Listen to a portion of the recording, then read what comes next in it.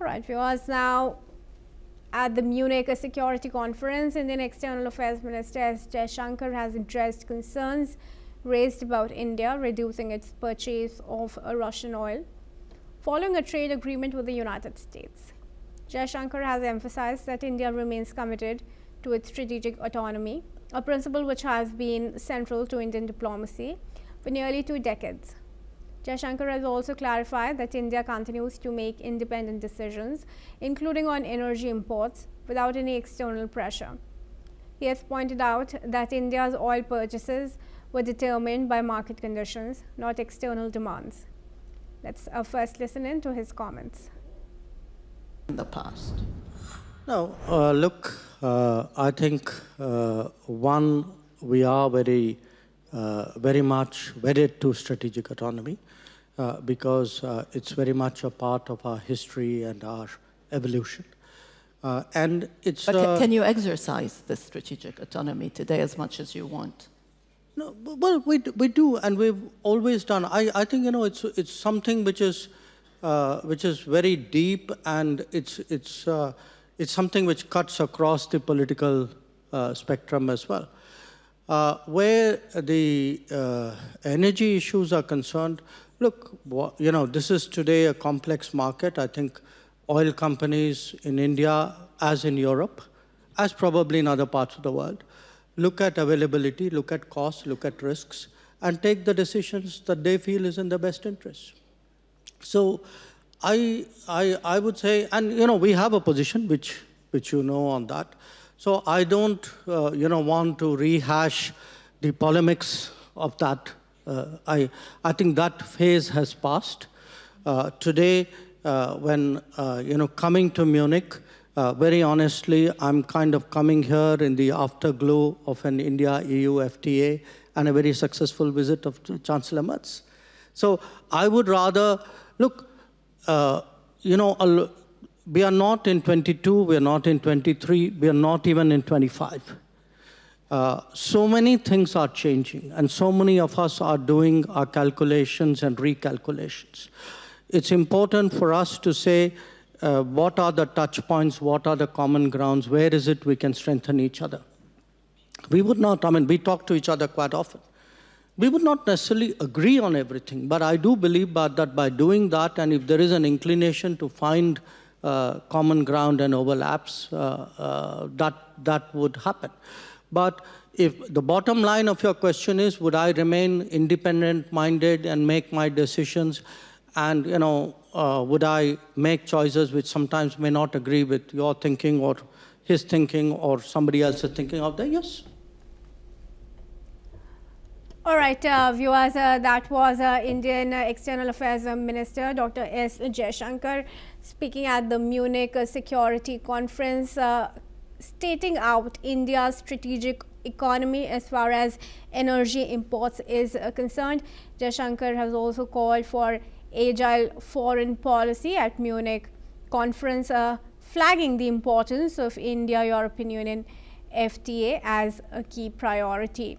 Jaishankar has also met G7 foreign ministers as he pushes for an update in the UN Security Council. India is now posturing its stance rather clearly at the Munich conference. Remember, viewers, this is also after Marco Rubio, the US Secretary of State, had issued a statement to say that India has committed to stop buying Russian oil, but External Affairs Minister of India is taking the opportunity to make its stance clear over India's strategic autonomy, as he calls for agile foreign policy at this conference. He's also highlighted the FTA that has been arrived with European Union of India. Sharing details of the interaction, Jaishankar also emphasized the need for India to adopt a nimble and dynamic foreign policy to navigate an increasingly multipolar world order. Joining me now for this discussion is retired Major General Sudhakar Ji. He's a senior geopolitical and strategic defense expert, joins us right now from Jaipur in India. Thanks very much, General, for joining me. Of course, Yeah. Good evening. Good evening. good evening. That was very classic of Indian External Affairs Minister S. Jaishankar. Once again, he's calling out the West and maintaining India's strategic autonomy. And this clarification was much needed, especially at a time when US is going on everywhere and telling the world that India has stopped, or at least committed to stop buying Russian oil. Yeah, Priti, firstly, thank you for inviting me for your show. Compliments to our Minister of External Affairs for calling out issues from the heart, always and every time. And he doesn't mince his words, he calls it out, regardless of who it is. So that's a beauty of a great, I would say, visionary kind of a minister who's deft in foreign relations and handling the subject. So, having said that, let me, give my very thoughtful comments. First and foremost, the world has to take cognizance of the fact that India is a country with 1.45 billion population, and it has got a huge market. That market is starving. It is virtually starving of energy. And energy security cannot, today you cannot go to Iran, suddenly you decide that Iran embargo has been imposed, then you go to Venezuela, and from Venezuela again you are also sent your baggage packing, then you go to Russia at your behest, and suddenly you say you can't go to Russia, now you are back to Venezuela. This flip-flop cannot be constructive and productive for the India's economy, the way it is rising rapidly. So therefore, India has to decide and retain the autonomy driven by the market factors as to which place the market can take the oil, refine it, and give it to its consumers.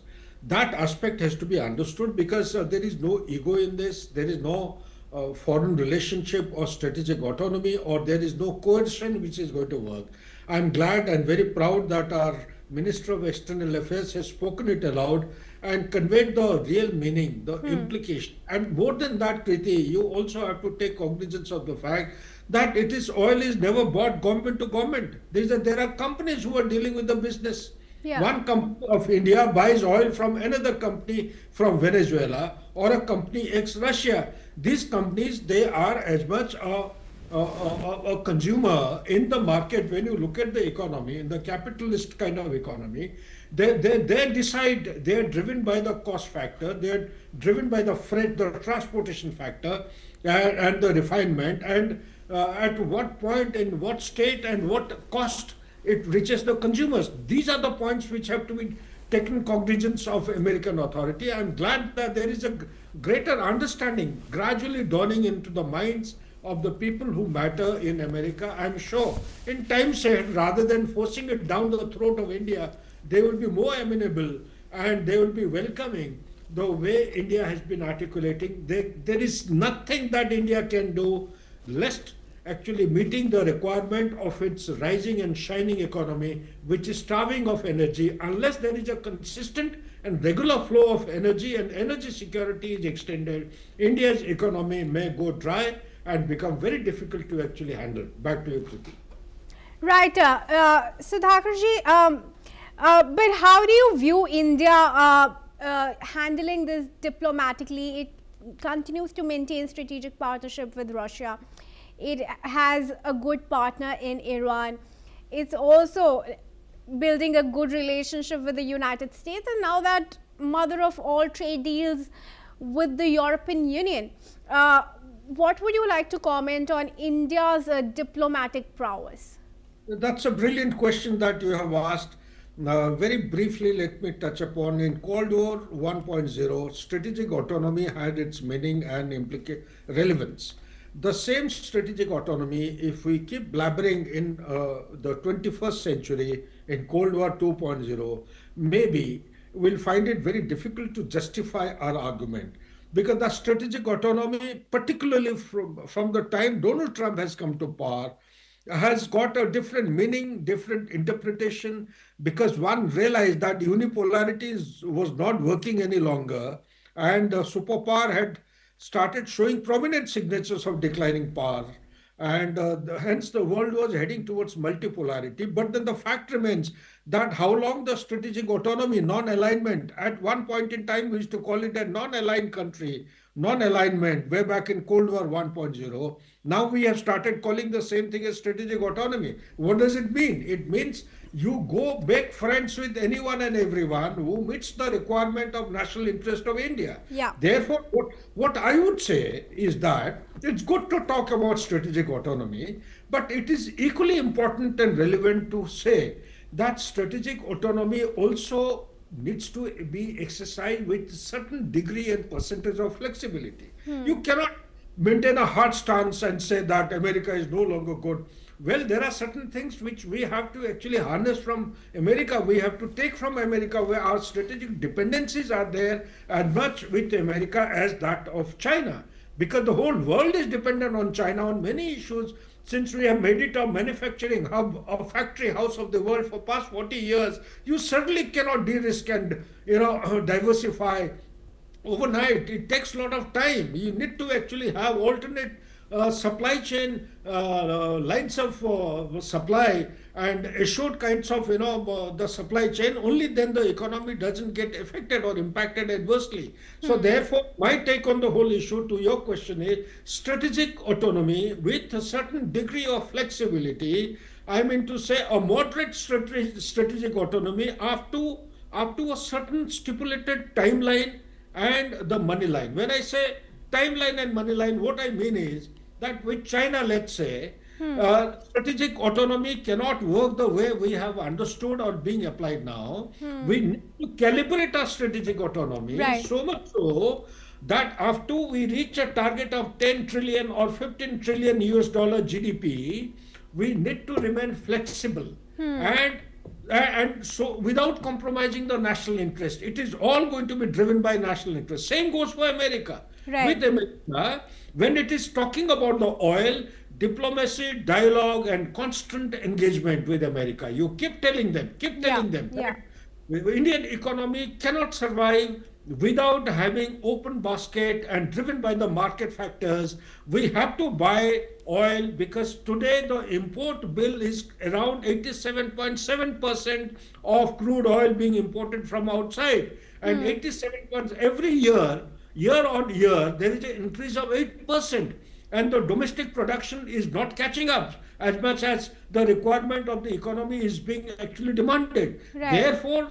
world order has to understand that these are the reality. The reality takes time to actually sink into the head. Sooner the better. I am sure that with our persistence and with our, I would say, strategic patience, we will be able to explain things to America. They will soon understand. Otherwise, take your mind back to 2007. The General, oil please, I imported requested from to Iran wrap was up your 17%. answer It came really down to quickly. 0 in We're 2007. unfortunately running short on time in this discussion, but we take your point and we understand it. And thanks very much for joining us with your comments.